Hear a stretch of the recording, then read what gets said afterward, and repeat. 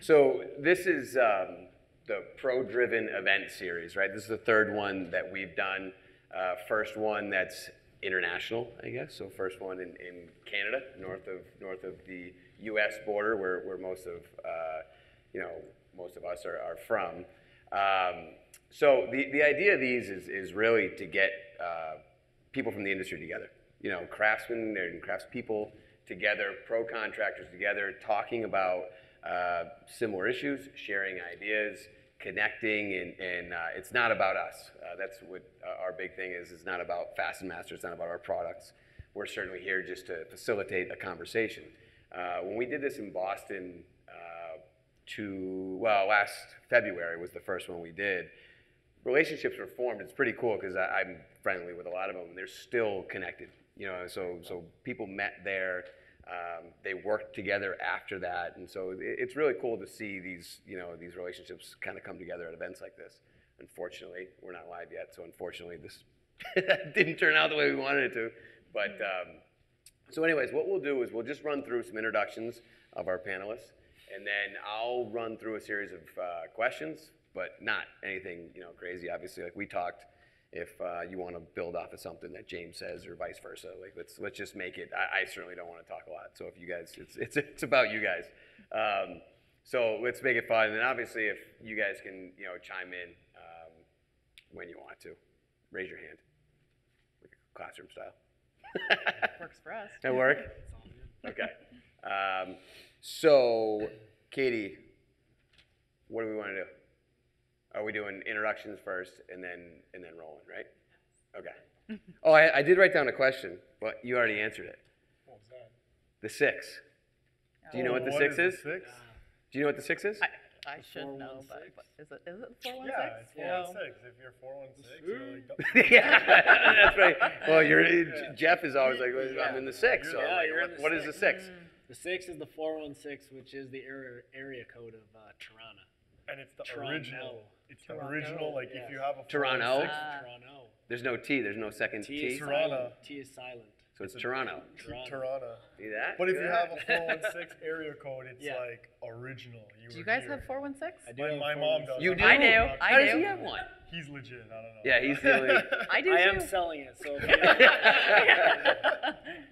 Nice. Yeah. Awesome. Good question though. Yeah, that was the kicker. That was it. All right, so let's. That was it. It's all downhill from there. We're done. I got nothing else good. All right, so Kate, tell us who you are. Oh my what goodness. you do. All right. Open-ended. I'm a contractor. I have been in the industry for 12 years. I started out in a Women in Skilled Trades course. So long story short, didn't know what I wanted to do at a university and pushed towards the university path and chose to not go and actually chose to go to this trades course. And it was my foot in the door. We tackled everything from carpentry, electrical, plumbing, code, and from there I had to find a placement, and that was with the show Homes on Homes. It's an HGTV program. Homes on Homes turned into Homes in New Orleans, Yep. and Homes Inspection, and then I met my another very interesting character called Paula France, and started working on a show called Decked Out and Disaster Decks, and have kind of both balanced my own business in contracting and working on these shows for the last 12 years. So Nice. also kind of established this Instagram presence, meanwhile doing all of that. So, Cool. yeah. Kiefer? I'm just an Instagram guy now. Yeah. No, oh man, where do I start? I feel like I've told this story a bunch of times, and every time I like miss details. But long story short, out of high school, I decided. Well, I've always been, interested in construction, and out of high school, I decided to just go into it full time. I did a pre-apprenticeship in carpentry, and I had a close call on a roof. And I decided to not pursue carpentry in that way, and I started a landscape company. So for years, my company was 365 Construction. I was Lower to the ground. You're lower to the ground. Yeah, lower to the ground. We were actually digging. So my specialty was compact excavation. So I bought a Bobcat, I bought a mini excavator, And my brother and I, we were landscaping, we were building decks, and that's how I kind of tied the carpentry thing into it. And I just bounced around. I was doing that for a few years, and I started getting, word of mouth. Can you do this? Can you do that? The jobs grew, and eventually I grew tired of getting dirty and wasting time in the summer between rain and this and that. And I went into interior remodeling. And that just blossomed, and I worked with a bunch of different contractors, and over the years, you network, and networking is such an incredibly powerful tool. It's brought me to where I am today, where I've networked with the right guys. I got onto some really, really crazy sites, and we've just built up an amazing network of guys that we can bounce jobs off of and stuff. I've never been without work because of that. So I tell people that networking is definitely one of the most powerful tools out there. And that's basically has brought me to where I am today. I've just remodeled, and then now I'm doing something a little different. We're trying to focus more on education and product knowledge. Thanks. Very nice. James? I'm James. I work for Harvey Homes and Interiors. One of his lead hands. I've been with him for 5 years, and in construction for 7. Nice. Yeah. Pit Viper. And I'm also the Pit Viper, Salt Bay. That's your thing now. Yeah, You got to run with that. A few personalities. James is on here, and everyone knows everyone else. Nice. All right. Are we rolling now? How awkward would it be if you were? We were? Are we rolling? Well, I don't know. We're about to be. Okay. We're about So you to want me be. to just roll with it? You guys will. You'll. All right. I feel like First timer up here. I don't know. I feel You're like doing a she's good job. scolding- You're doing a good job. She's just scolding him. Yeah. With her Yeah. eye, like, Sorry, Mom. So let's start. What I want to dig into a little bit is Instagram, because that's a lot of where this all kind of develops from. Kiefer, I want to start with you just because of the size of your audience that you have on Instagram. What was from the beginning, did you have a strategy right from the start? Did you see it as something, or did it kind of just morph? So when I first started Instagram, I was just posting work that I was doing. So my name was Kiefer365, and I was posting jobs that we were working on, remodel stuff. And I've always been like a tool fanatic, and I've always been buying the latest and greatest of whatever I can get my hands on, just because I liked tools. And basically how it started for me was people started asking me, oh wow, you have that new thing or whatever it is, new from DeWalt or whatever it was, and then they would be like, how is that working out for you, right?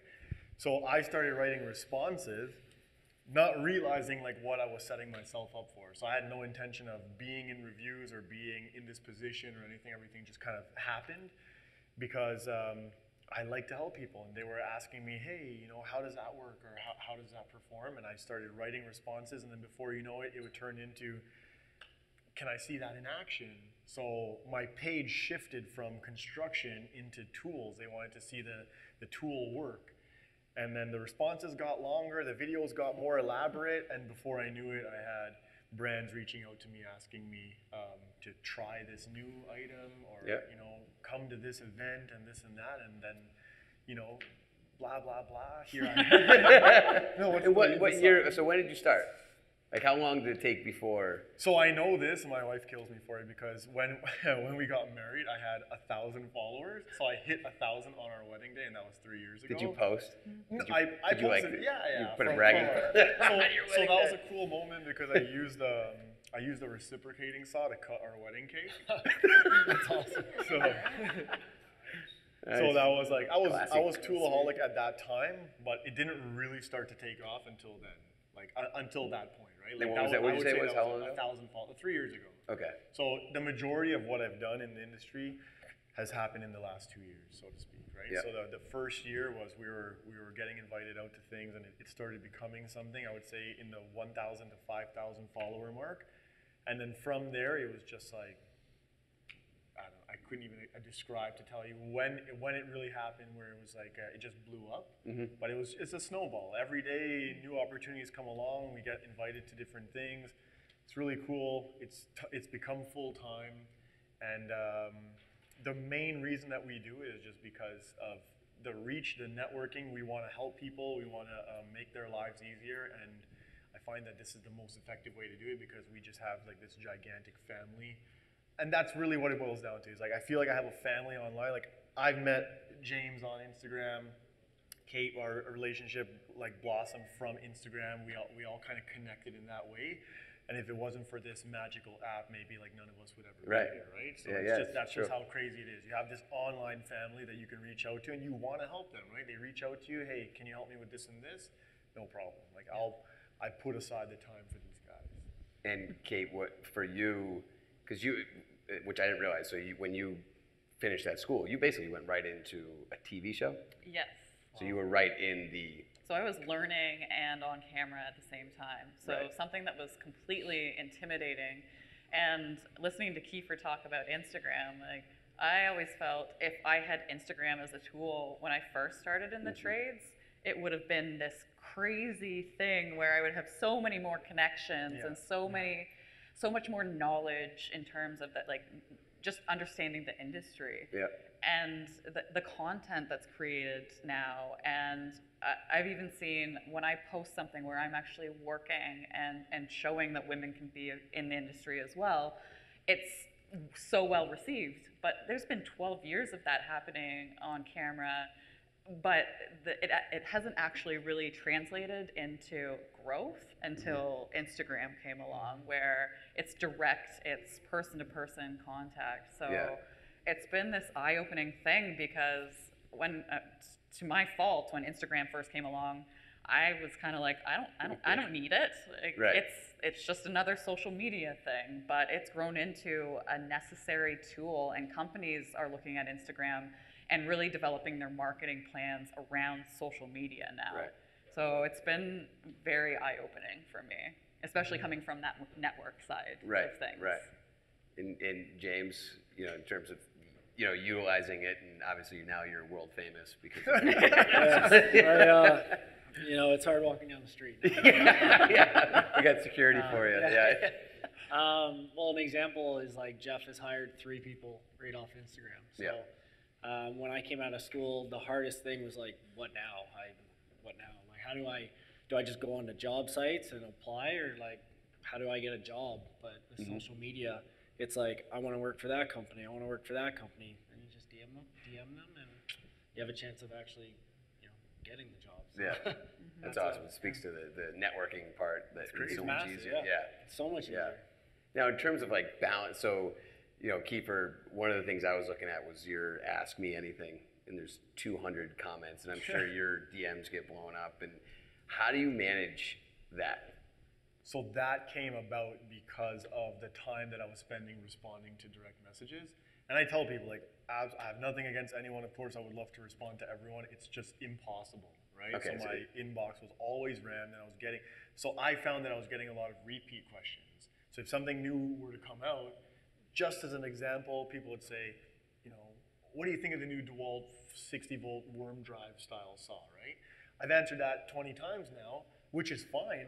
But if I can answer it in a public way, then maybe I won't get the same question. So that's why I was like, okay, maybe it's time to have a public question time where people could just get it out, and then I could answer it, and then everyone could refer to that. And it ended up being such a powerful tool because people would ask questions that other people may not have thought about or had on their mind, and then they would message me and be like, I really appreciate that question time because I saw that you answered this, and I didn't even think about that, and now it's in my mind, and I learned something new, so I read your question time every time you host it. And that, to me, made the biggest difference as to why I would host that and continue to put the effort into it. So, I mean, it is challenging, and I do have to sit there for 3-4 hours and go through the 400 to 300 comments or whatever it is. Like, that's like we're talking like a Sunday night, or?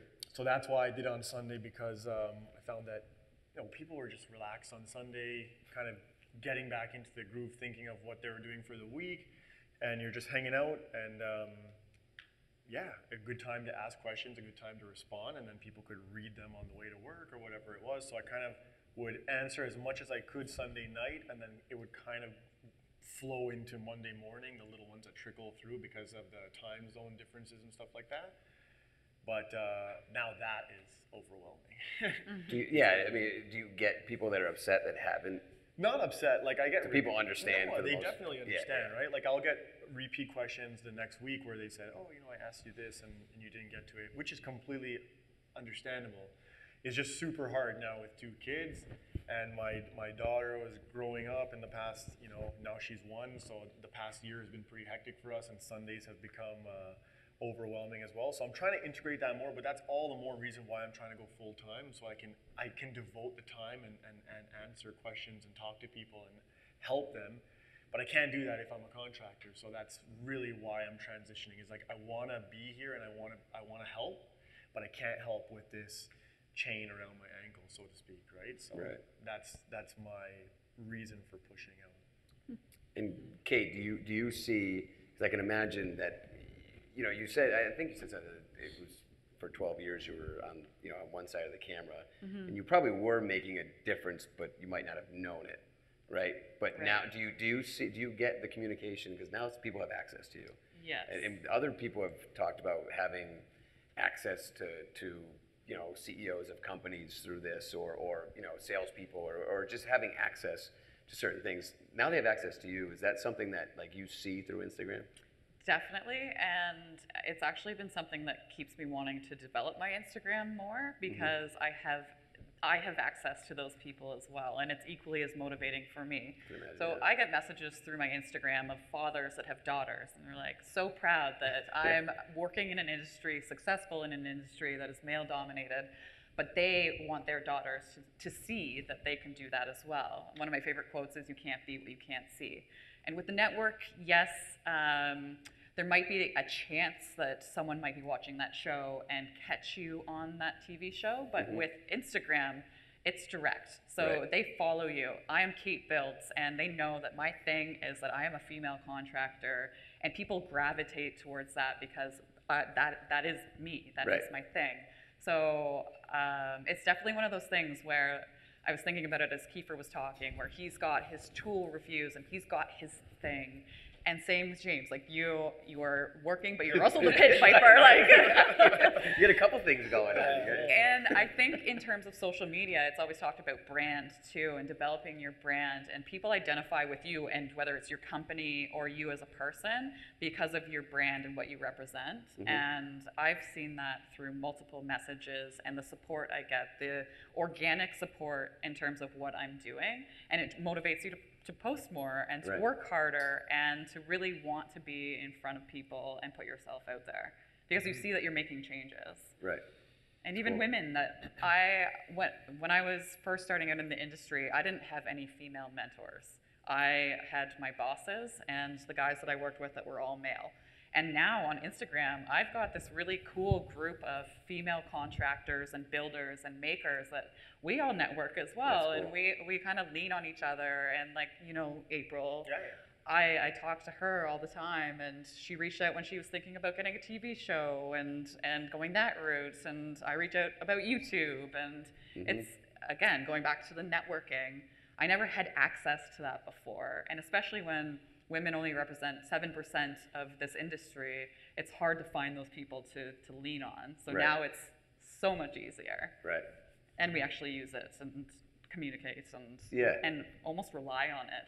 Well, it's interesting from I've teachers in my family and people, and a lot of it is there's so much negativity about social media with kids, especially, the overusage of it and for me, it's been for us, it's been such a breath of fresh air. It's been a new way for us to connect with contractors as a manufacturer, and certainly, within the community, certainly it's brought you guys together, given you outlets to find them. What, in terms of where do you think, now they have, Instagram Live, are you utilizing Instagram Live or? I would like to. Instagram Live, yeah. I mean, Instagram, I'm sorry, the other one. IGTV. Yeah. So I personally would like to use it more, but it has its limitations in terms of being compared to YouTube, because your video format has to be portrait or you're forced horizontal. Like you can only film upright, right? Yeah. So you can post video horizontally, but I think that what it's missing is comments and likes, feedback. So there's that lack of connection where on YouTube, a lot of people go through, just like Instagram, I find that people look at a post and then they'll go through the the comments. Yeah. And that's like another very, very critical aspect there, right? For people to go through and like there's agreements, there's disagreements, and it's like, for the most part, healthy conversation where you can say, oh, that's worked for me, that hasn't worked for me. So if you're just watching IGTV without the feedback, I find that it goes back towards in the wrong direction, like back to where TV, where anything It's can static. be It's one way. It's one Yeah, way. yeah. Anything can just be pushed out onto there, and you don't have your hive mentality of like where you can go and read the rest and see, is this actually legit or is this just something else that they're feeding me kind of thing, right? So I think social media is definitely a two-way street, and the amount of back and forth communication that happens on Instagram is unprecedented. I've never seen this level of communication on any platform before, apart from YouTube, and that's why I say I rank YouTube and Instagram as two of the most powerful platforms. And again, I would love to utilize more of Instagram's features, but I find that people are also a little resistant to change. Like anytime you redirect or do something else or kind of remove somebody from their realm of what they're actually focused on, you're going to lose a percentage there for sure, right? So The interesting thing you said about the comments too is I actually feel like sometimes I learn more just by going through the comments than I do the actual video or picture, because I'm interested. I want to see what other contractors are saying. I think Joe Canning posted the other day about beveling the top plate or I forget exactly what it was, but I was reading through the comments and you get people that are adamant, no, you shouldn't be doing that, and then people argue that you should. And it's a growing tool as well, where you can basically make your own assumptions while reading these comments after the original post. And that's some of the most interesting, that's one of the most interesting things about Instagram to me, is reading through those comments. Yeah. Even the Instagram fights are fun to read. Some of them are classic. I get sucked in. I'm like, This is getting good. well, when the whole liking feature was introduced, at first I was like, oh, what's gonna happen? But it's funny now because people almost read the comments and it's the one with the most likes where you're like, oh, this is the hive mentality. Like it's the most valid one, right? Like 100 likes, that guy has 5 likes. Like screw that guy. So what did you say? Hive mentality? Well, it's a hive mentality. Like everyone on there, you can communicate with people in an instant. There's so much information out there. Your phone is such a powerful tool, and I hate to say it, but it's easier now to find information than it ever was, right? Like there really is no excuse, in my opinion, for you to not know something because it's just out there. You just have to look. It's just it's a few button taps away, essentially, right? When I was learning, everything was, not to say that I don't grind now, but everything was a harder grind then. And it makes you appreciate things like what your parents tell you, their grind was that much harder, right? None of this existed. So we're in a time now where it's super crazy. Like it's super powerful. You can just find anything out in a matter of seconds. And then going back to the hive mentality, it's almost like, for the most part, people follow you because they're genuinely interested in what you do. Some people are trolls and they're just not nice people. No. But hive mentality is your followers are like your biggest defenders. So if someone comes at you and is trying to discredit you or being not the nicest person, you don't even have to defend yourself anymore, really. If you do good work and you are a good person and you have people that genuinely follow you, they'll defend you. Right. So you don't even have to step in as much anymore. It's your online family, right? Like that's why I feel obligated in a way to help as many people as I can that reach out to me. It's because I also use Instagram to help myself, right? Like if I have a question, I ask other people, and I've asked people who have done certain things, and I just say, hey, why'd you do that, or why do you do that? And you can bounce ideas off. So if I can return the favor, and like you said, everyone just kind of sticks up for each other for the most part. Of course, there's going to be the Instagram fights, the trolls. There's always a few bad seeds and people who are whatever, jealous or whatever it may be, right? But that's fine too. It's just that's life, right? Right. It's part of the Rise above it. game. Yeah. In terms of, like, do you see this? Is it going to be Instagram for a while? Or I would hope so. I don't know. Yeah, pretty invested in that. I wouldn't say invested, but at the end of the day, I mean, it's a great platform, and I would hate to see it go down the drain. Not for my sake, and I'm not saying like, oh, I would love to. I would hate to see it go down the drain because I know it's such a powerful tool. And there are times where I've been concerned, like there's constant algorithm changes and there's little tweaks that happen here and there. And I'm worried that one day I'm going to wake up and it's going to be like Instagram, like $3.99 a month or something. Like, you know what I mean? Yeah. So and I get that they have to make money, but at the same time, like I just feel that they need to really, really think about it and do it in a way that makes sense for everyone, because it is such a powerful tool. Yep. For it to be stripped or fall apart due to ads or something like that, it would be a disappointing time, because a lot of people have invested, at this point, millions of hours of content, right? Like there's a ton of people out there that put out really, really great stuff. But I mean, if there's anything to be said, YouTube has been established and the go-to platform for the longest time, and I think that all other platforms are trying to emulate YouTube in a way. I mean, or else IGTV wouldn't have came about. Right. Or other successful platforms, like we have IG stories because of Snapchat, right? So I would hope that it sticks around for a long time. I can't guarantee that, but let's see how it goes. Switching, I want to switch gears a little bit to more of the business side of it. A question for James, as an employee of a home builder. How did you get to Instagram connected you to Jeff? And why? Like, what was that connection? I actually just knew someone that knew Jeff, and I peppered him for 2 years to give me a job. 2 years? Yeah, I worked for a company before that I wasn't very happy at, and like I was at the last straw where I was like, carpentry's not for me. And then I saw Jeff like through the internet, like not even Instagram, but like I was on his website and I saw his, like that's what I look young, but I'm old. And then peppered him for like 2 years, saying, "Can you take me on? Can you take me on?" And he finally agreed, and I'm just happy. I'm happy he did, because I'm where I'm at now because of him. So. And what is it that, because we were talking earlier about finding good skilled help and people that will be engaged and stay with you. What is it? Why you've been with Jeff for 5 years? 5 years. So what keeps you engaged with him?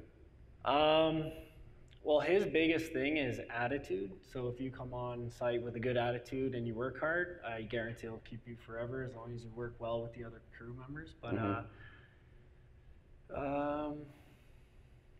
looks like you guys have a little bit of fun. Oh, too. And that's the thing. Jeff is also like one of the most inspiring people to work for. He's crazy, like energy all the time. Yep. So it helps give you energy when you don't want to be at. We don't always have the best jobs. We don't always are framing on a beautiful summer day. Sometimes we're framing midwinter and I can't feel my fingers and it's like starting to snow and you're on a roof, and he'll keep you in it. And I don't think a lot of people can do that. I know I struggle when I'm running a crew doing that, to keep positive. Like sometimes I just want to be like,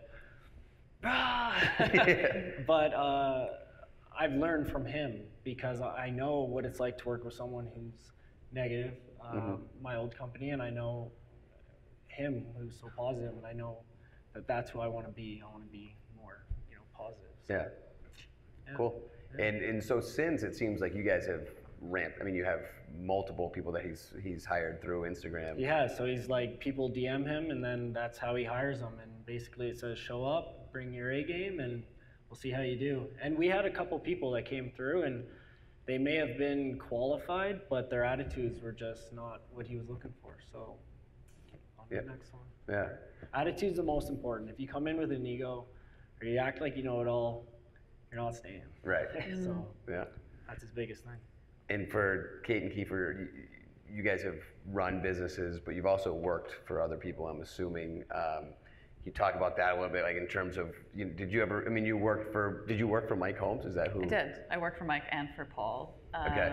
which was great because this is the kind of industry that I really do feel like you have to learn from people that know what they're talking about, and you can't just go out and start your own business and expect to know everything. So I really did feel like I had to pay my dues and picked up a broom and started from the bottom. Yeah. And a lot of people these days just want to start from like the get-go and be the lead hand on the job Exactly, site, and that's where ego comes into, or you have to check yourself. Yeah. And back then we didn't have social media. We didn't back then, but seriously, like things have advanced so much. Yeah. And like I said, like I didn't have Instagram, and I literally had to basically knock on their door and ask them to hire me and prove yourself. Yep. And nowadays you have instant access, which is amazing. Right. And the other thing that was kind of going through my mind as you were talking about the trades in general is that I really feel like Instagram has started to shift the stereotype about the trades. I really do believe that for the longest time it was like university is the pathway to success, and if you go into a trade, then that was like the consolation Like prize. plan B, because, yeah. Plan B. Yeah. And now Instagram, there's this whole network of insanely talented tradespeople. So you are showcasing the fact that this is a desirable industry to be in. And again, going back to like, you used to not be able to see that. And there has been this long-standing stereotype. So I was living through that when I first got into the trades with Mike and Paul. And it's been so incredible to see the shift in the industry, because even the whole like keeping craft alive and really appreciating handmade and even locally grown, like there's this shift back to like people that work with their hands and get dirty and aren't afraid to put the time in. Yep. And that's one of the main reasons why I love Instagram, is because that does showcase these people. Yeah. It's also motivating too. If you're somebody that's watching that stuff and you're having a hard time at work or something's not going well, but you can see other people enjoying, and it's the positivity aspect and the attitude. Is like, even if you're not with a crew, that family mentality and everyone else, showing you ways or building you up or telling you it's going to be better and this and that. It's it can really motivate and help other people out, right? So positivity is definitely key. And did you guys have, so you didn't have a mentor or anywhere, like how did you find the trades or decide that's what you wanted to do? That's a good question, because no one in my family was associated with the trades. I was actually very academic in high school, was pointed towards university. Luckily, my parents are both entrepreneurs. They work together. They've always created their own path. And they said to me when I was graduating, just find something that you love to do. And it was my mom that found the newspaper article for the Women in Skilled Trades course. So she actually encouraged me to get into the trades. Prior to that, you hadn't swung a picked hammer up, or no, nothing? No. And Cool. that trades course was that pivotal like aha moment for me. But in terms of mentors, my parents would be, because they've always done their own thing. They've grinded, but they love what they do and they wouldn't change it. So they have definitely been that example of like, just find something that you love to do, and there's going to be this roller coaster ride, and sometimes you're going to be really down, but it makes the ups even better. So they would be the only ones. Yeah. Yeah. Kiefer, did you have anyone, or you just So started out I don't have anybody in my family that's in the trades. So it's funny, like every time I go to a family event or whatever, everyone's always asking me questions about construction and talking about stuff, because I'm the only one, really. But no, I would say my mentors, so to speak, are other contractors that I've worked with in the past. And of course, anyone more successful than you is somebody that you, I would say, should look up to, because they're in a position that you aspire to be in. I have a lot of friends who run multi-million-dollar corporations, and it's just really cool to hear everyone's story of how they started, and like it motivates you, right? Like, oh wow, you know, he started from here and he's here now, and Yep. what can I do to get where I need to be or where I want to be? Nobody needs to be anywhere, right? But it's just where you want to be, where you desire, and I've worked with a bunch of cool guys, and I've learned a lot from different guys, and that's all back to the networking thing. Is just that I wouldn't know 10% of what I know now, or whatever it is, or 90% of what I know now because of these people who have shaped. So, and that all happened from networking and you know, doing one job. Hey, you did such a great job here. Refer you over to this guy. He needs help. And then I would meet somebody new, and then 10 new opportunities would come from there. It's just endless. It's nuts. But that just all goes back into, you know, being passionate, having the right attitude, being friendly, treating people with respect. And then, and again, those were people who treated me with respect and gave me the opportunity to work on their projects. And then it just blossomed, and yeah, it's been awesome. It's been a really great ride. And so, losing my voice a little bit, but James, you talked about energy in terms of Jeff, and then certainly, from what I can tell on TV, Paul had a little bit of energy, and, and so did Mike. A little bit. Yeah. Is he still building decks, by the way? He is. Just random question. Yeah, yes. But, yeah, okay. Not but on TV, but right, yes. Right, he's still, okay. So how does, and again, like, are you running, you have your own business outside of The TV things. stuff? Yeah. You know, talk about your business a little bit. Like, what do you do? What inspires you outside of the, you know, TV world? TV world? Yeah. It was actually the TV world that really made me want to take on my own jobs and run my own business, because I wanted to establish myself outside of that whole space. So my contracting company, I've had it running for my whole career, basically. As soon as I started working with Mike, I was like, you know what, I'm gonna start taking on jobs as well. And it was my way to be independent and slowly build up the confidence to start taking on jobs for myself. So we do everything. We do custom renovations, additions, landscape, decks. But I'm finding that I'm delegating more than anything now. So I've kind of climbed this ladder. So now I'm a business owner, and we work with really great companies that now we refer jobs to. I come in when I can. Yep. And then while I'm not doing that, my husband and I take older houses and restore and renovate them. So I'm my own boss. I get to make my own decisions. I get to design, and I'm my own worst enemy when it comes to like making changes. And it's not the client that's doing it, it's me. Yeah, so right. I have ultimate control, which kind of probably makes me a control freak.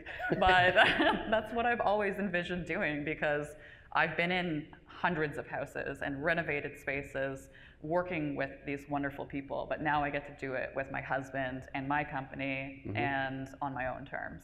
So it's been incredible. The opportunities that have come about because I chose to go down this career path, I never could have imagined.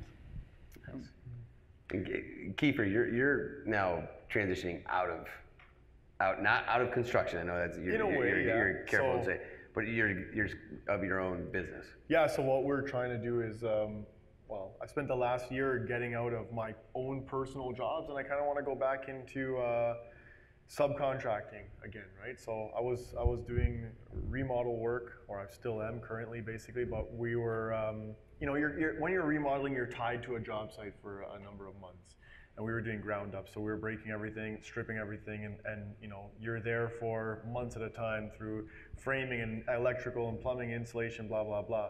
And for me, the path I want to go down now, helping people, it's very challenging for me to be on a site for that amount of time. So we're filming this series, Site Crashes, where I visit other contractors and I work with them for a day, 2 days, a week, whatever. And we can hit out and bang out tasks so I can offer more content to my viewers instead of being on a site or multiple sites, but they're the same sites for 5-6 months. And I hope to just really bring variety back, where I can, with the volume of stuff that we're testing and looking at, and the industry is just crazy right now with advances, it's almost impossible for me to showcase these items on my personal site. So it just doesn't make sense anymore. So that's why I want to help other people, go visit them, maybe leave them a tool or two. Maybe we can bounce knowledge off of each other, capture all of this, and share it with other people. Kate, we'll talk. I looked up your website, so you have a foundation. Yes. How long have you been doing the foundation? Build Women Up? Build Women Up is a foundation. Almost a year, so it's very fresh. Okay. I feel like that's the next step in transition in my career because, as we talked about, I didn't have female mentors when I got into the industry.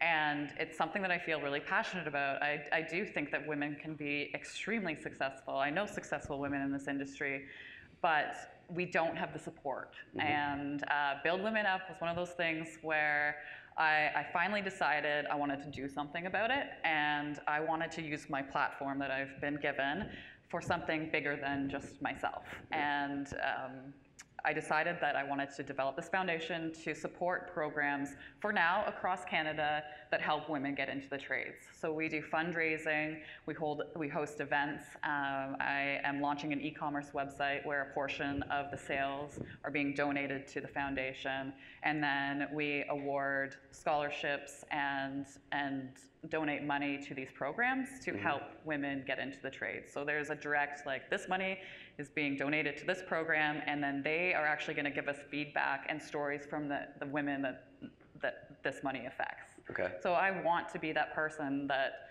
is, as much as I can, helping other women get into the industry. And I think Build Women Up is going to take on this whole, it already seems like it's huge. There's been a massive response to it, and I could see myself being really drawn to that side of my career. Right. Even more so than contracting and building, which I love. But this is almost like a legacy thing that I really I'm passionate about. Yeah.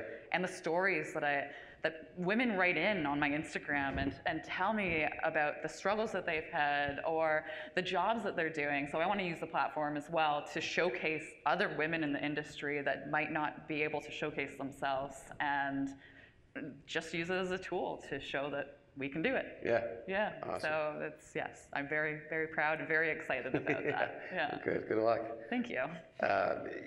James, in terms of, being, are you a millennial?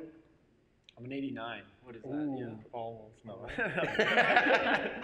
Well, I guess my question was going to be, and this is for everyone too, but, to keep craft alive, and how do we get more younger people in, from your perspective, how do we get more people into the, into the industry? I think young bosses are definitely helping because you can relate to them.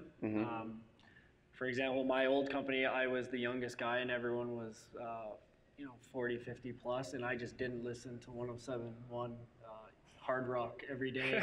And I couldn't talk to them about anything because I was 20, and nothing against hard rock. I love it too, but I couldn't do it. But it's way easier having a younger boss that, you look up to because he's only, 5 or 8 years older than you, and you see what he does, and it's just inspiring. So I think that Instagram obviously helps find your inspirations in the trade, and I want to be like that guy, or I want to be like that guy, or I want to be like that girl.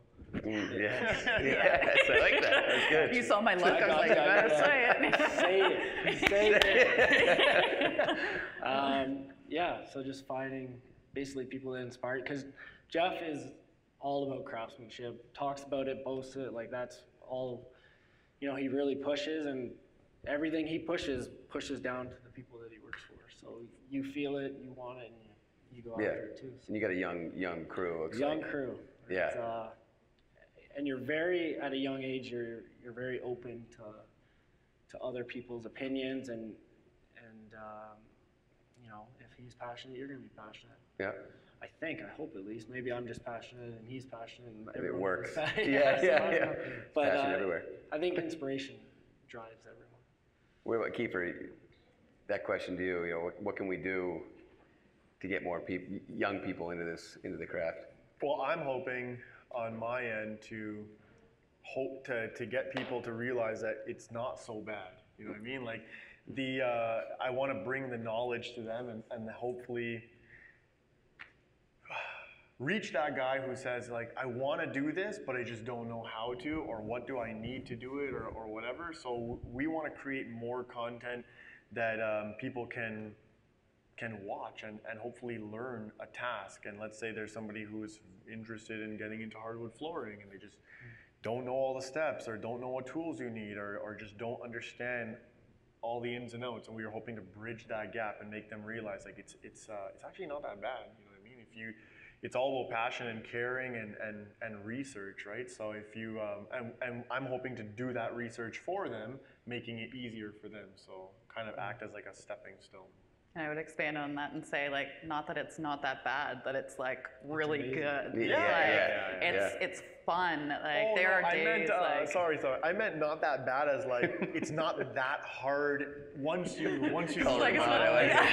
It's not like beginning of carpentry is hard. Like pushing the broom and being the bottom of the barrel and getting the tool and getting all, like that's hard, and you're gonna go through that, and you're gonna like if you get through that stage, it's amazing. But you have to. That's where your passion has to come through. You have to be driven, or else you're not gonna make it. But I think that's some of the misconception too. Is that's anything you go into. 100%. You know, anything you go into is going to be difficult. Pushing trades. Is dusty. Yeah. So, so I had a question from Dan at Tekra Builders, who actually through Instagram said, and you can all answer it. What's one thing you wish you knew when you first started in the industry that you know now that you wish you knew? Oh, that's a good one. I can go. Go. I would say for me personally, I wish I knew that it was okay to make mistakes and let myself make mistakes, because I felt the pressure when I was on site to always be perfect. And I think a lot of people do. But mistakes are some of the biggest ways that we learn. And everyone's human and everyone makes mistakes. I think in terms of Instagram, I also want to start sharing some of those mistakes and the ways that we learn, because I think I held myself back because I was afraid of looking dumb. And I didn't learn as much as I could have because I wouldn't throw myself into the mix. And I would tell myself, 10 years ago, I would say, just do it and don't worry about it and be proud of it and be yourself as well. And don't be afraid to be a goofball and like cross your eyes and have fun on site. And for the longest time, I felt like I needed to fit into this box, and my world has completely shifted. And that was part of when I met Paul. I was going to say, decked out. Yes. He encouraged me, and he is definitely not apologetic in terms of being himself. And that was, so I guess at the same time, he was a mentor when I was encouraged to be myself as well. So not really a business thing, but more so like just a life. Life in general. Yeah. Kiefer, James? So I wish I knew back then an app developer, because then I would be a billionaire. No, honestly, like I said, I wish I had this level of, oh my gosh, like network online to reach out to. I wish I was able to find things in an instant, because things would have been easier back then, right? But I guess starting out, so the question was, what did you wish you had starting out, or? What did you wish you knew? Well, something you know now that you wish you knew when you started, essentially. Oh my, what do I know now that? Jeez. I'm gonna stick with the app one. Okay. James, you got anything? Any deep thoughts? I can go deep. Go deep. You just ask it one more time. One more. What's one thing you wish you knew when you first started the industry? I think sometimes at the beginning you can get stuck in the ruts of feeling like it's never gonna be you. And I wish I knew that it will be eventually, and you just have to stay positive and not get stuck in the rut, because sometimes you'd come home from work and you'd let your horrible day ruin your whole night, and it brings you down. But I just wish I knew that was just a moment, and you had to go through it. And later in life, you know, you're gonna be where you want to be. Just keep pushing. And because I spent a lot of time probably just being like, oh, I wish I was like, I wish I was the guy. I wish I was the guy. It will be. You just have to be patient. You have to work hard. So Yeah. that's what I wish I knew. Yeah, good one.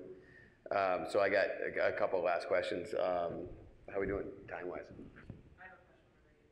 Oh. I got some more. But how are we doing time-wise? Okay.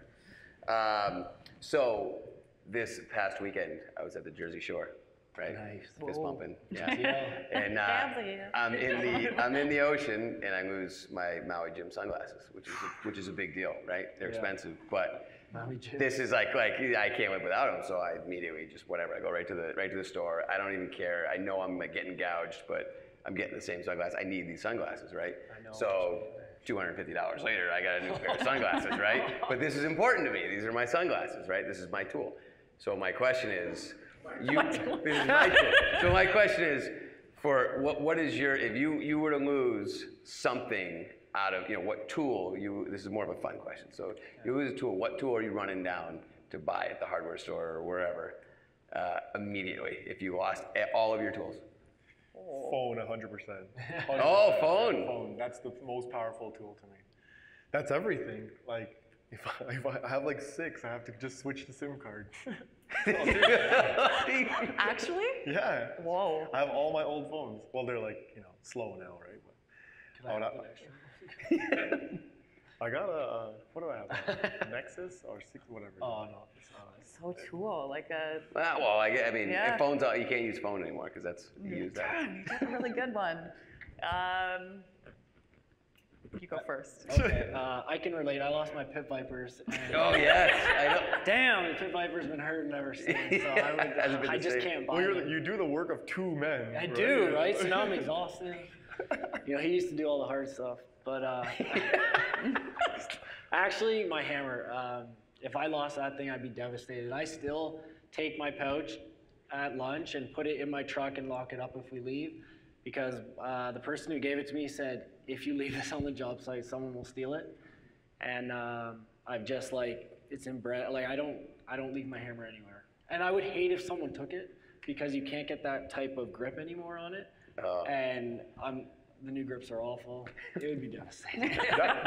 To expand on that, stuff like that becomes an extension of your body. 100%. And like breaking in a belt or a certain pair of pants that you wear or a certain boot or your helmet or whatever, it is crazy to switch sometimes, It's right? awful, And yeah. I tell this to guys that people ask me for belt reviews and boot reviews and this and that, and I say that, guys, it's really, really hard for me to do stuff like that because everyone has a different feel and what works for them. What works for me might not work for you. I can say it's the best boot in the whole world and you're gonna try it on and say it sucks. Yeah. And that's fine, and you're allowed to do that. And everyone has their own feel, but it's just like when you break something in, and if you were to lose it, it can really mess your game up for months to come. Yeah. Like there was 4 of us. We all had stiletto hammers, and you could throw them and mix them up, and you would be know like, exactly which this one's one. yours. And Really? I used Jeff's now. He has the same one, but if I use them, I'm like, what is up with this grip? It's worn down like sand. in his spots how he holds it, it's right? just- Yeah, for sure. You don't want to lose it. Sorry. And then expanding on yours, I would say probably my tool belt too. Yeah, Like 100%. the way that it fits, and you adjust the pouches to what you need and how you function.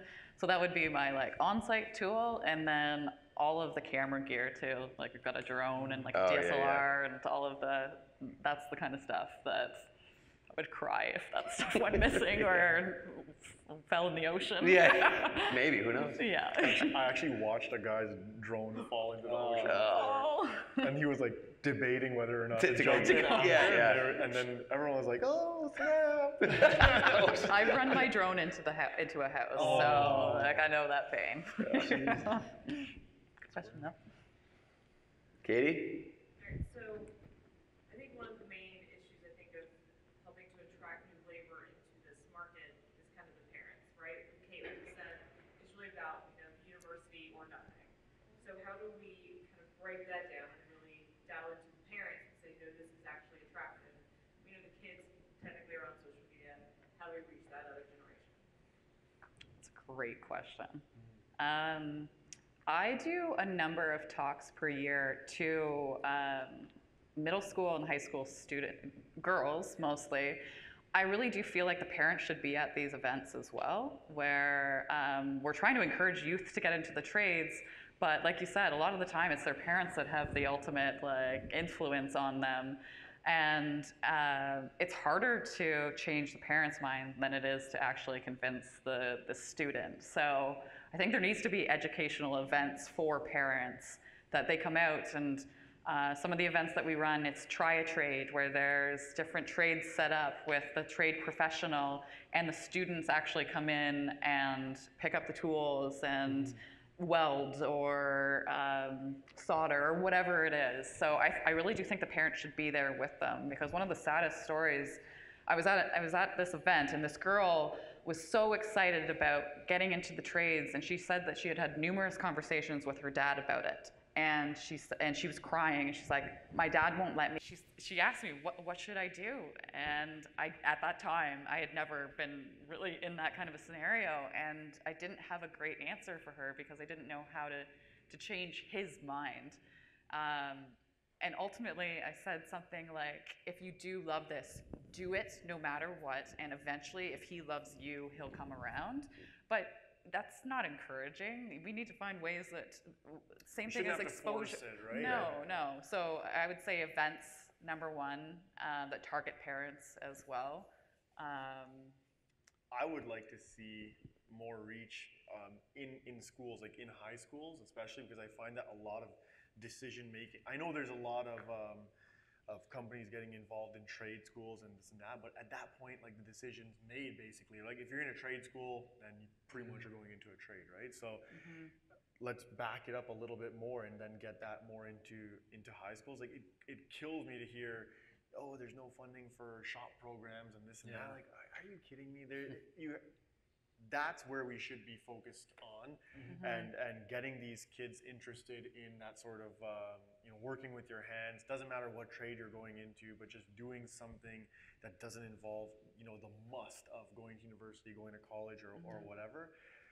And I mean, I think if the schools are supporting it, it's easier for the parents to say like, oh, this school is pushing this, it's such a great program, and it's easier for them to get behind versus them being the ones that are kind of going against the grain. It's like, oh, everyone else is going to university, why don't you go to university with them, right? So if we can get more of these programs started in high schools, I think that will really, really change things, hopefully.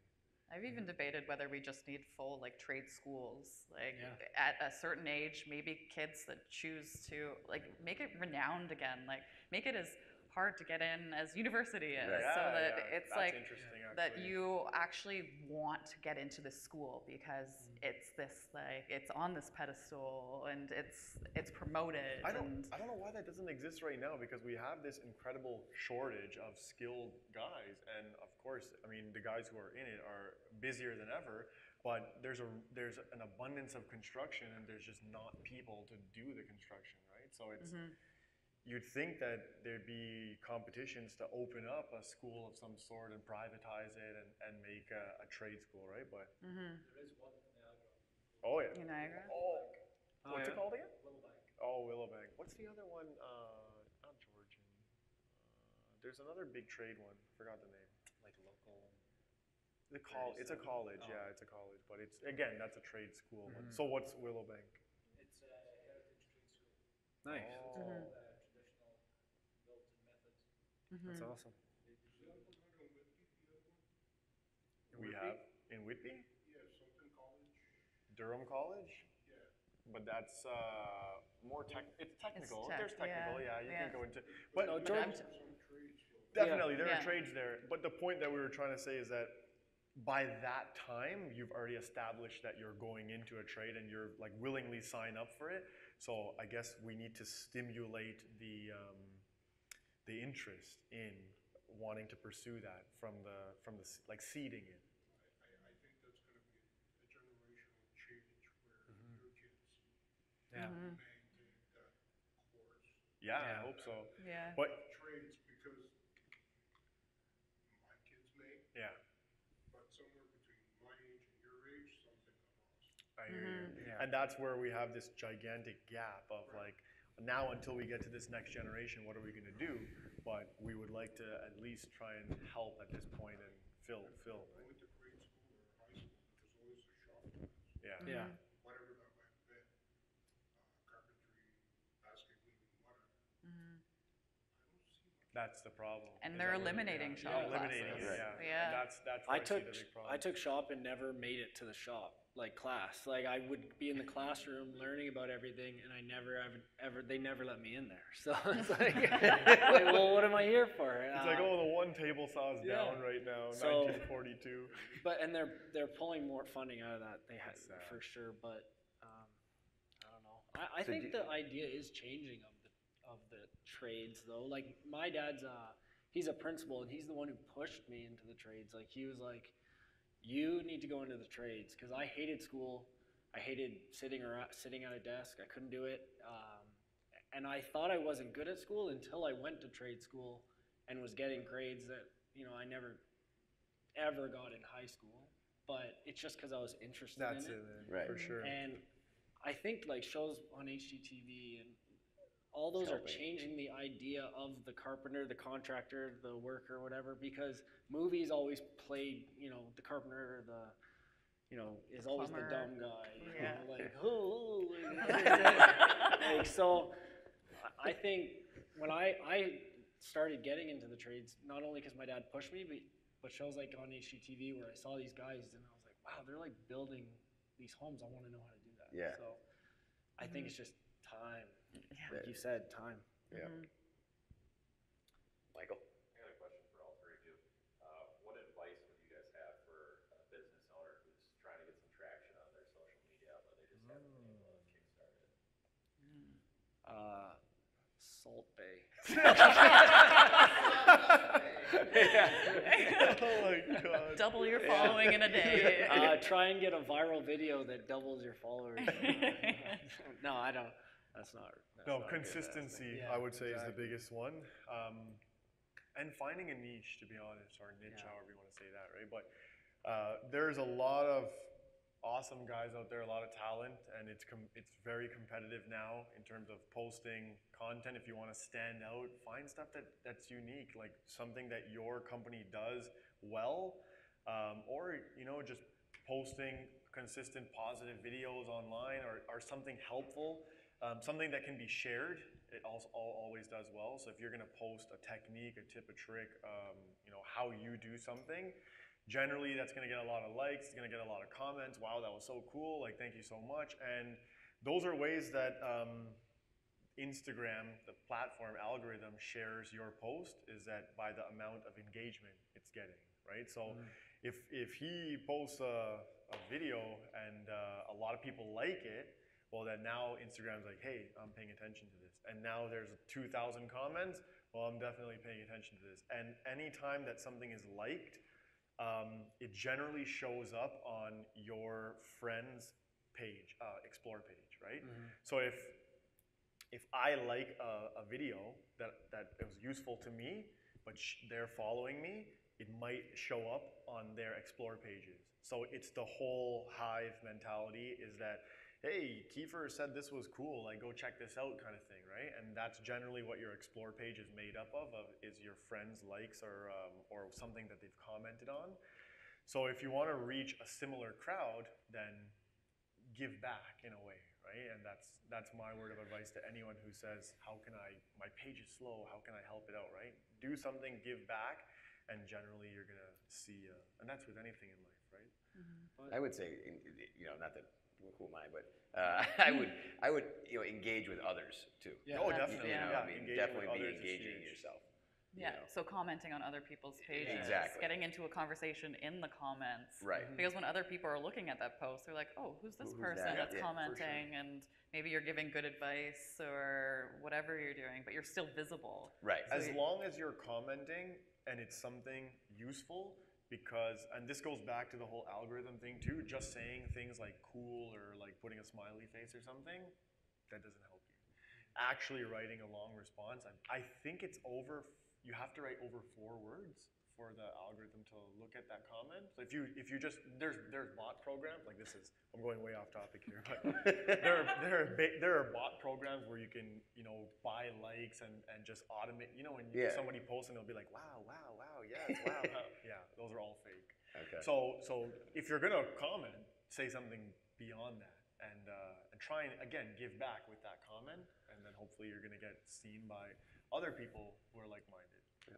But also personality, like you can show your work like this all day and that's great, but I want to who am I following? And then when I can put a face to the work, when I can put a face to the page, then I'm like, oh, I like that guy. I want to watch him. What's going on with him? Yeah, for sure. But if there's companies that are just posting their amazing work, it's kind of boring. You respect it, but you're not going to engage with them like you engage with someone who shows himself and their personality. Mm-hmm. So a question from Instagram.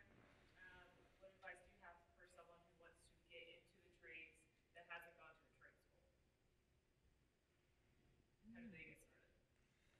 Who hasn't gone to a trade school? Can they go to college or no trade school? Because Like they just want to. Trade school at all, they want to get into it, but they haven't had that traditional trade education. So there's a roadblock here, and I feel that more contractors need to be willing to take on that person without experience. So for that to happen, we need established contractors to essentially act more like Jeff, where they are willing to take on that person who may not have experience and take a chance and work off of passion and drive and motivation, instead of, hey, I've been in the trades for 10 years and I know I can do all this on my own, but I'm not going to listen to anything you have to say, and I'm just going to do my thing, and I want X, Y, Z per hour, right? We need guys who are passionate, willing to learn, and the contractors need to open their wings to them. And I would say something that I've always kind of recommended. If you don't have experience but you have drive and you found someone or you offer it up from the beginning, is tell them you'll come and work for them for free for whatever period of time. Like my placement out of trade school was 400 hours of free labor, and that was basically my trial period. So if you really want that job and you really want to prove yourself, say I'll come and work for you for free for 2 weeks, and after that 2 weeks, you won't want to let me go because you're going to show up and you're going to be early and you're going to work the hardest, and it doesn't matter at that point that you might not have the skill sets. Mm-hmm. If you're willing to learn and you're willing to work hard, I think it just takes that extra motivation and extra willingness to show I know that I'm working here for free, but this is worthwhile in the long run for me. So, and you're probably going to get a bunch of no's, but keep trying as well. And someone eventually will be like, yeah, I'll give you a shot. Instagram's a great place for that too, because there's nothing really stopping anyone from messaging other contractors and saying, I really like what you're doing here. I would love to be a part of the team. Can you just give me a shot? I know I would I'm not in construction anymore, but if somebody were to reach out to me and say, hey, I would like a chance at this, and that's kind of why I want to give back as much as possible and give people the confidence to say I could do that, and it's not so bad. Let me reach out to somebody and let me try and get my foot in the door here.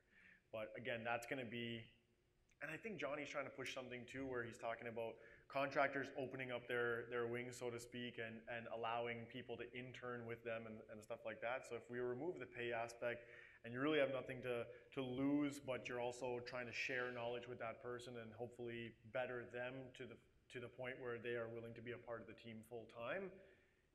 You give some, they give some, you guys are going to meet somewhere in the middle, and then you never know, you might have one of the best workers on your hands after that, right? So what that person can also do is little things learn how to read a tape on your own, and go out and buy your belt and your hammer, so that when you show up to work, you don't just show up to work with nothing, because you'll be seen as a broom pusher, rather than maybe go measure that, bring it back, and if it's the right measurement, they'll give you another measurement. If you don't know how to read a tape, you're going to be completely useless. So at least learn the basics, or go get the basics, before you go on there. Like, he can teach you all the other stuff, but learn how to read a tape. That's why I went to like George Brown. I don't know if you went to a similar course. I was so green, couldn't like read a tape, and that course just got me enough that I could get hired. And I think that was a huge That huge also goes back to actually grade school. yeah. No one actually has an inch fraction, an understanding what those 16 little lines actually mean. Yeah, exactly. Yep. And so you have a young man showing up on your site going, it's 13 little lines. Exactly, yeah, exactly. Count the ticks. Yeah. I mean, you Yeah. actually counted the lines. Yeah. As opposed to knowing. Yeah. And there really isn't an excuse, is no excuse anymore because you have so much access to information. So even if you just had to watch a bunch of YouTube videos in terms Exactly, that teach you how to read a tape, Yeah. do your research and try to learn as much as you can beforehand. Yeah. Because you have access to that. Everyone has access to that. So Like, my phone desktop or back screen was a tape measure with the 16th, 8th, and it like, so every time I opened my phone, I would see this little thing because I was so embarrassed I couldn't read a tape, and that helped. yeah, it does. So that's why DeWalt put the fractions on the tape. Exactly. For the pit viper. Exactly. I can read a tape now. 5 years. Yeah. I just had a question. All three of you are very accomplished contractors and also just business professionals. When you think about on Sunday planning your days and things like that, how important is scheduling, and what tips could you give the Instagram community around planning your work and being able to execute that? Good question. You want me to go? So this is gonna sound crazy, but I can do a whole job in my head. So I'll like write down and that's how I gather up all my materials. That's how I gather speak louder? Oh, sorry. So yeah, I gather up all my materials in my head. I virtually try and do a job. I think about each step and what I need and what problems I'll run into and what tools I anticipate requiring. So that's my internal planning, and I'll just be sitting there. And if I'm gonna I plan my week out. Today I want to rip this out. Tomorrow I want to get my subfloor in. Blah blah blah. I go through those stages in my mind, and I can virtually build. And then I know, okay, I'm gonna need 500 screws. I need 10 sheets of ply. This and that, whatever it is. So I use that, and then that's also how I somewhat generate my estimated hours on a job site, and I bid work too. Is that it just comes from experience on past job sites. Things that I foresee, and also the unforeseen, fitting that in, and then that's how I can schedule and figure out like what I want to get done in a week. Of course, it doesn't always go to plan, but you build in buffers here and there, right? And that's also why I try and push the latest and greatest equipment, is because everything is now designed to save time. Anywhere you can shave time is increased profits for myself. And that's how I can keep a small crew and still stay profitable, is by implementing changes in my workflow.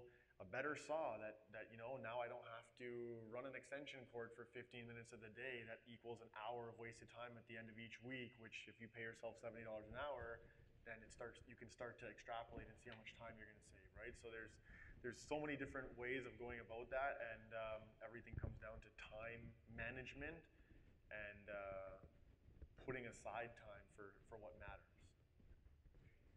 I would say I'm not like you, where I do everything in my head because my head's way too full. So I write lists. So on Sunday, we'll sit down and, because it's a quiet time, and think about the week ahead or the month ahead. And I have a big whiteboard. I have piles of different things that are going on, and I have handwritten lists for everything. Maybe that's not the best way to do things, but it's how I kind of clear my mental space. It's like, I know that this job is this, and this. Okay, that pile is taken care of. That's out of my brain. Then I tackle this pile. So I make sure that every Sunday there's time to clear that out, because if I don't, during the week, it's so overwhelming when you're having emails come in and you have to post on social and you're still running the job and you're trying to film or whatever it is. And then in terms of social media too, I try to take some time to really think about this week I'm going to post a couple posts about this and think ahead of time instead of just that day I'm like, oh, I should be posting something. Now I have to take an hour out of my day to do it. So planning ahead and lots of lists. So in my office, it's like everywhere, which works for me. I'm lucky that I'm not running the full business. I'm just running my crew. So I don't think I ever stop thinking about what I'm going to be doing the next day, or if I leave something on Friday, there's not a moment that I'm probably not thinking about it the whole weekend. Like, well, how am I going to do that? And you're just going over different scenarios in your head over and over and over again, trying to figure out like what's the best way, who's doing what, what's after this. I haven't really found a way to shut it off yet because I'm still learning. I don't think it does shut So off. yeah, it's just I don't think I have a designated day, but if whatever's happening the next day or Monday, it is running through my mind on the way to work, on the way home, and unless I'm distracting myself, it's running through my head. So. I think that's just business, and that's how it boils down. That's the difference between a 9 to 5, where you work a conventional job, and then treating your business as your top priority and what it is, right? Like, and that's why I think that you really have to enjoy what you do. I couldn't do anything else, right? Like, I truly enjoy what I'm doing, and to think about something and devote so much of your life and so much of your time to that, you spend your life working essentially. So if you better enjoy it, right? Or else you're just wasting your life, so to speak. Yeah.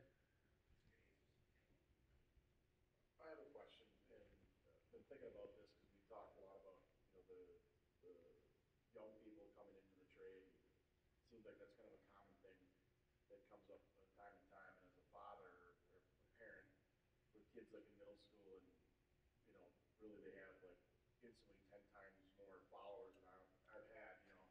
Looking at their and really teaching me how to use it as a tool.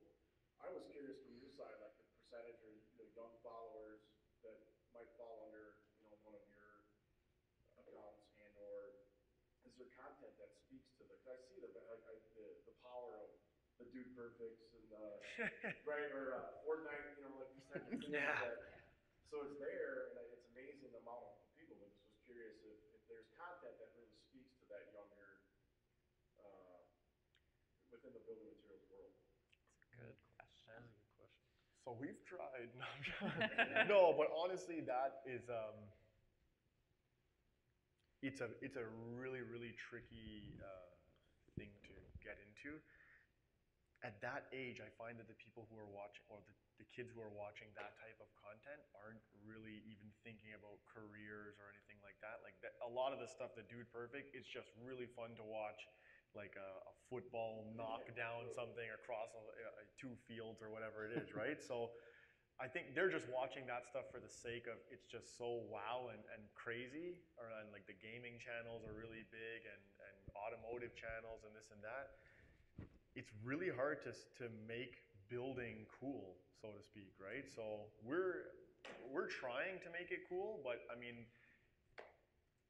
the effort that's put into those videos, they're crazy production, some of them, right? And when you get into millions of followers, then you start to have a budget for things like that, and YouTube pays you for views and this and that, and that's how, once you get that snowball rolling, that's how they're where they are.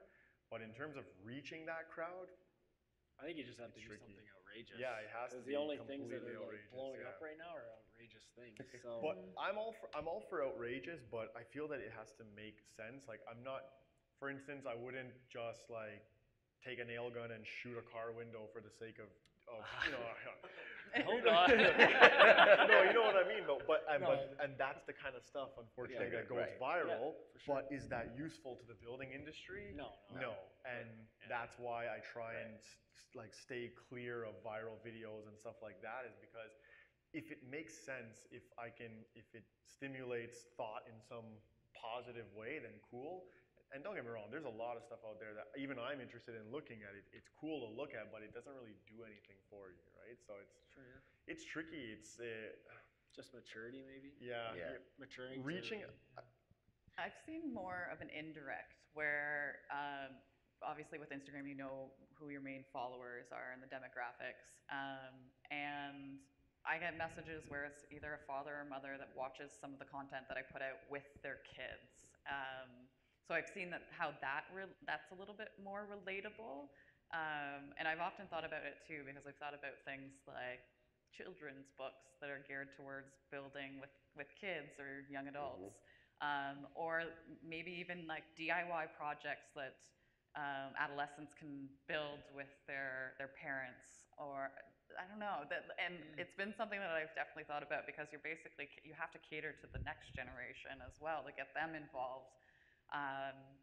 So I would say maybe trying to gear some of your content to something that's a little bit easier, so it's not so technical. You could access a younger generation while making it really fun and snappy. Is something that I've thought a lot about, because I want to gear some content towards younger women as well. So it's a good question, because it seems like two different worlds. Yeah, definitely. That's a tricky one for sure. You stumped us. So we need like a video game on building then. Yeah, there you go. I used to love those bridge builder games. Those were fun. Actually, you know what? I just had a crazy idea. No, I went to my friend's house the other day, and I played this. Honestly, the first time PS4, or what's the latest one? That's I don't even PS4. know. VR and Resident Evil, and you feel like you're in this room, and I was like, this is so nuts. Like look at the trim. But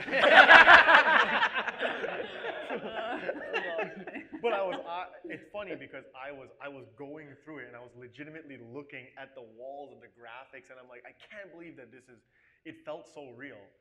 And I was like, of course it's going to be more implemented as time goes on, and I could see VR, if there was some sort of like virtual building game or something like that. Yeah, like it was so crazy. You can control like PS Move or whatever. You're controlling your character's hands, and you're looking around, and everything is real.